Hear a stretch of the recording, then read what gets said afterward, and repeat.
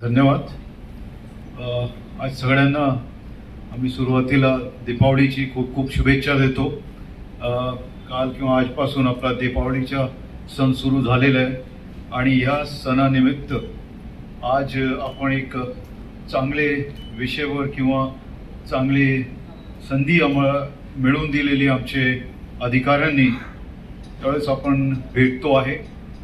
याच्यासाठी उपस्थित आमचे सहपोलीस आयुक्त श्री नवीन रेड्डी, तसेच आपले DCP दुसरे रेड्डी श्री सिंगा रेड्डी ऋषिकेश, आणि आमचे सर्व ACPs आणि पोलीस निरीक्षक, आमचे सर्व इतर अधिकारी, उपस्थित सर्व अंमलदार आणि ज्यांच्या आज मुद्देमाल परत आम्ही करतोय ते सगळे उपस्थित आमचे नागरिक बंधू आणि भगिनी. हे जे आहेत आपण भरपूर वेळेस ऐकतात, वाचतात, बघतात TV मध्ये की चोऱ्या झालेली आहे, चेन स्नॅचिंग झालेली आहे, मोबाईल स्नॅच झालेला आहे.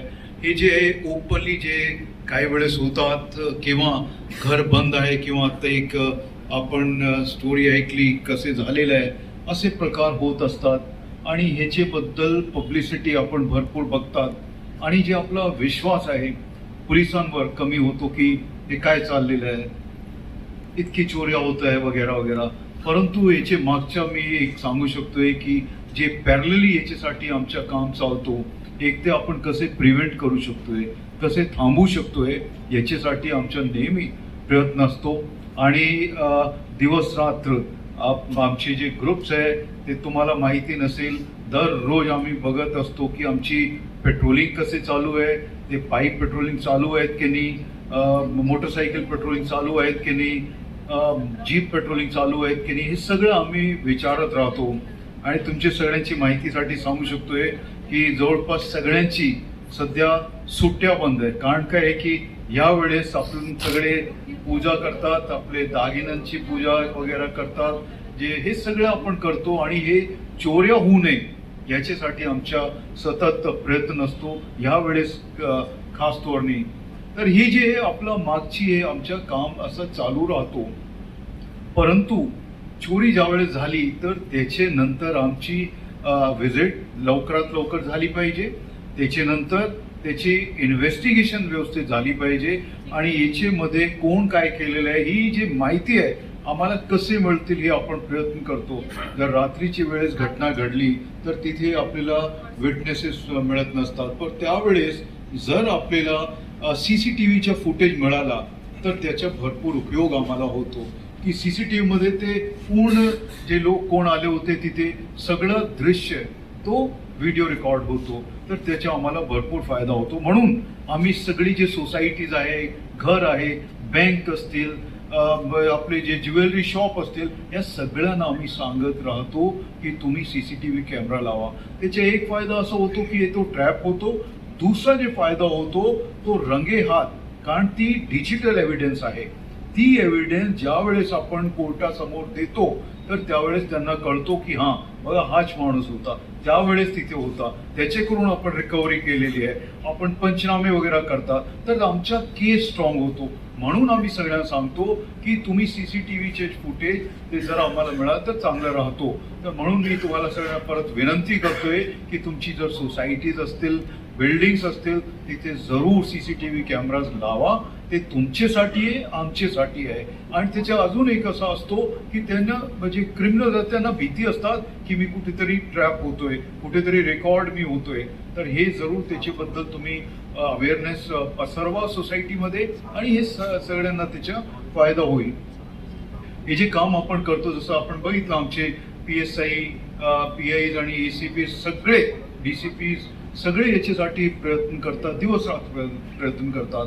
आणि आमचे जे अंमलदार आहेत सगळे पोलीस कॉन्स्टेबल्स ASI पर्यंत हे सगळे, आणि आमचे मुद्देमाल मोरर जे आहे, मुद्देमाल पकडल्यानंतर त्याला कसे व्यवस्थित ठेवायचे आहे, केव्हा कोर्ट ज्यावेळेस मागतील त्यावेळेस प्रोड्यूस करायचे आहे, हे सगळी एक मोठी यंत्रणा त्याचे मागे काम करतात. त्यांचेही मी खूप खूप धन्यवाद करतो. आणि याच्यामुळे तुमच्यामुळे जे आपले केसेस डिटेक्ट होतात ही एक महत्त्वपूर्ण गोष्ट आहे.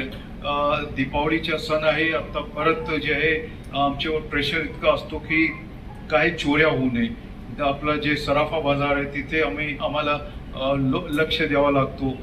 खरेदीसाठी भरपूर लोक बाहेर जातात, मग चेन स्नॅचिंग असो किंवा मोबाईल स्नॅचिंग असो, हे सगळे वरही आपलं वचक राहायला पाहिजे. आपण सगळे हे काम करत राहतो.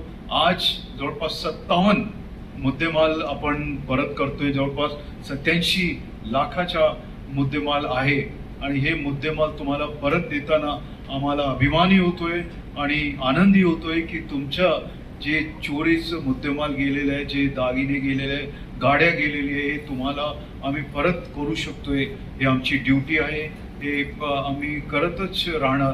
परंतु तुम्ही नागरिक म्हणून कसे सजग राहायचे याच्याबद्दलही तुम्ही जरूर विचार करा की आम्ही ज्यावेळेस बाहेर जातो तर कसे आपण घराला आपण सुरक्षित ठेवू शकतोय. एखादा आतमध्ये लाईट चालू राहिली पाहिजे किंवा शेजारी जे लोक आहेत तुमचे ओळखीचे त्यांना सांगून जायचं. कारण आजकाल सोसायटीजमध्ये आपण एक दुसऱ्याला ओळखत नाही, कोण आमचे शेजारी राहतोय त्याच्याबद्दल माहिती नसतात. आणि आजकाल जे आहे सोशल मीडियावर आपण इतके वेडे झालेलो आहे की आम्ही चाललोय गोवाला आणि गोवाची फोटो अपलोड करतो आणि त्याच्यानंतर आम्ही आता दुसरी जागा गेलो, हे सगळं आपण सांगून देतो की आम्ही इतकं एन्जॉय करतो. मग आल्यानंतर बघतो ती घरी काहीतरी वेगळाच प्रकार घडलेला आहे, चोरी झालेली आहे किंवा असं झालेलं आहे.